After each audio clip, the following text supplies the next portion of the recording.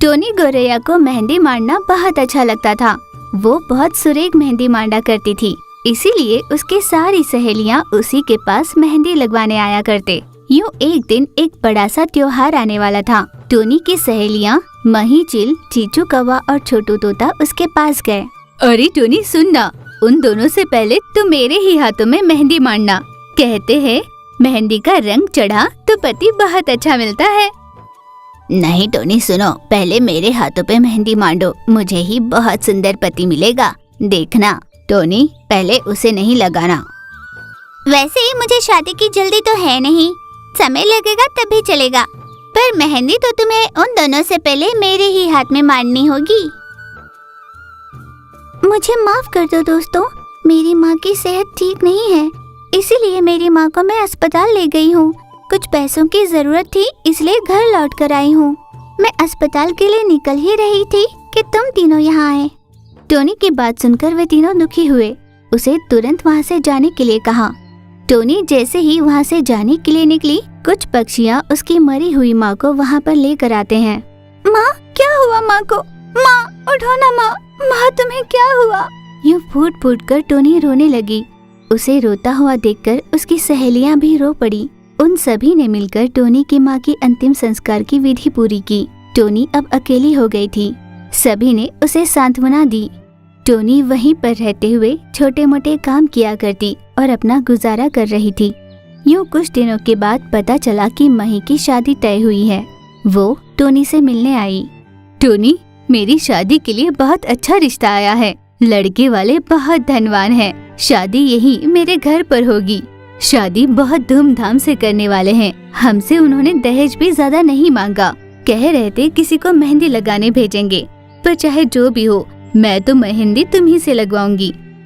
हाँ जरूर, मैं ही तुम्हें मेहंदी लगाऊंगी। देखते देखते शादी के दिन पास आए। रात की शादी थी, इसीलिए मेहंदी आर्टिस्ट लूसी वहाँ पर आई। लूसी ने सभी के हाथों पे बहुत सुंदर मेहंदी मांडी, जिसे देखकर सारे पक्षियाँ कहने लगी, देखा, वो तो बहुत सुंदर मेहंदी मांड रही है, उसके सामने तुम कैसे टिक पाओगी? हाँ सच कहा, वो तो बहुत सुंदर मेहंदी मांड रही है। मही, मैं उसके सामने तो टिक नहीं पाऊंगी, तुम उसी से मेहंदी मंडवा लेना। नहीं, चाहे कोई जितनी भी सुंदर मेहंदी मांड ले, पर मैं तो तुम्हारे ही हाथों से मेहंदी मंडवाऊंगी। मही की बातें सुन टोनी की आंखों में आंसू निकल आए। तुम रो क्यों रही हो? क्या मैंने कुछ गलत कहा? नहीं, दरअसल मेरी जगह तुम्हारे दिल में कितनी है ये मैंने जान लिया। ये कहकर रोते हुए उसके हाथ में मेहंदी मांडने लगी। लूसी जी, ये मेरी सहेली टोनी है। देखो तो इसने मेरे हाथ में कितनी सुंदर मेहंदी मांडी है। हाँ, ये तो बहुत सुंदर है। क्या आपने कहीं कोर्स किया है?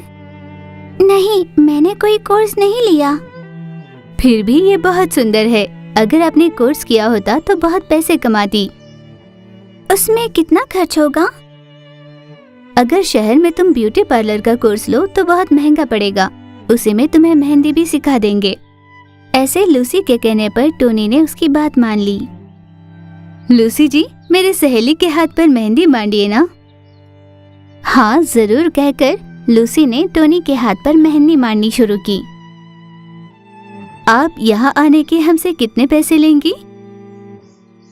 हर कोई अलग अलग दाम की बात करता है।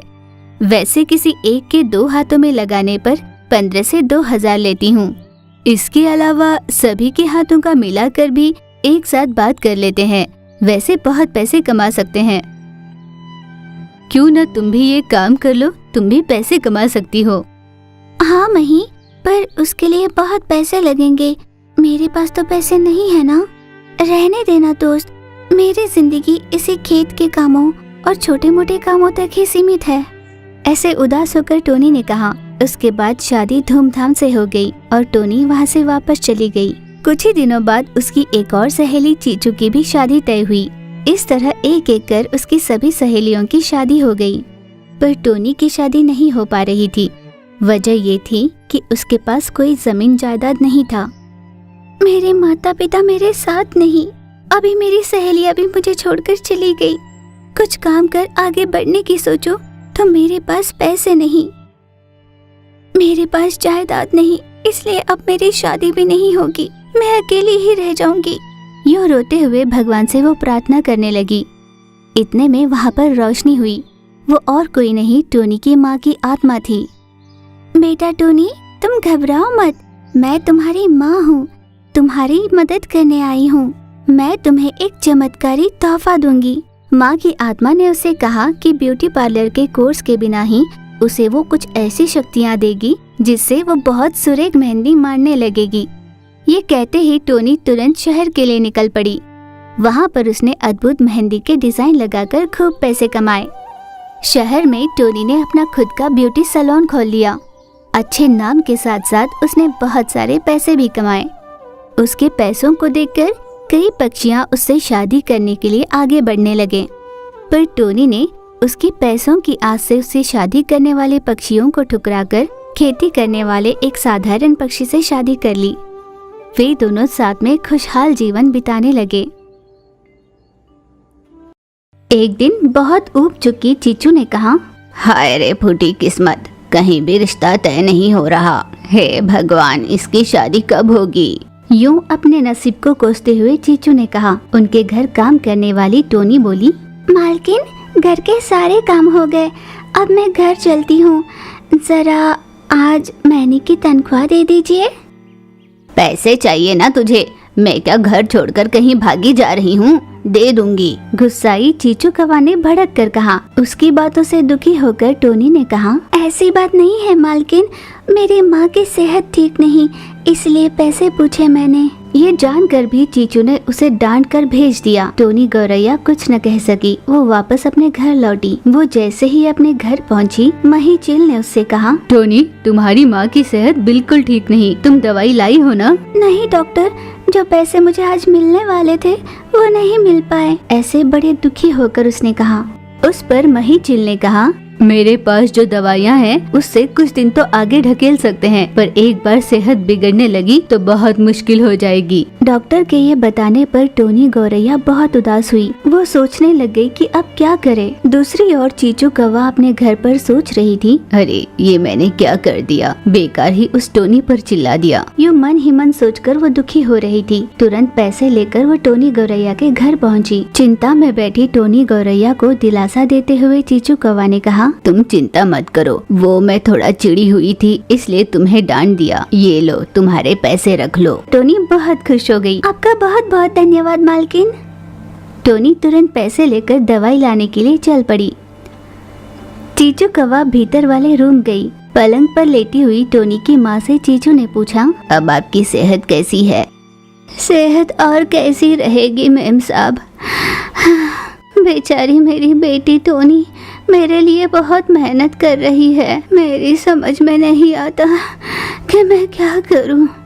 बस यूं निढाल होकर पड़ी हूँ। भगवान ने हमारी किस्मत ही ऐसी लिखी है, क्या कर सकते हैं। मैंने सोचा था मेरी बेटी ब्याह कर जाएगी। यूं बहुत दुखी होकर टोनी की माँ ने कहा, आप चिंता मत करो, टोनी बहुत अच्छी है। ऐसी नेक दिल वाली को अच्छा पति ही मिलेगा। यूं उसे धीरज देती है। मरने से पहले अपनी बेटी की शादी होते हुए देखना चाहती हूँ मालकिन। ना जाने मेरी इच्छा पूरी होगी भी या नहीं। ऐसी बातें मत कीजिए, आप बिल्कुल ठीक हो जाएंगी। यूं उसकी हिम्मत बांधने की कोशिश करती है। इतने में टोनी गौरैया दवाई लेकर घर आई। बहुत देर तक चीचू कौवा और मही चिल वहीं पर रहकर घर पहुंची। चीचू कौवा ने सोचा, मेरे बेटे का कहीं भी रिश्ता तय नहीं हो रहा। टोनी बहुत सुंदर है और बहुत नेक दिल वाली भी। लगता है उसकी माँ की आखिरी इच्छा पूरी करना मेरे ही हाथ लिखा है। ये सोचकर अपने बेटे से भी उसने यही बात कही।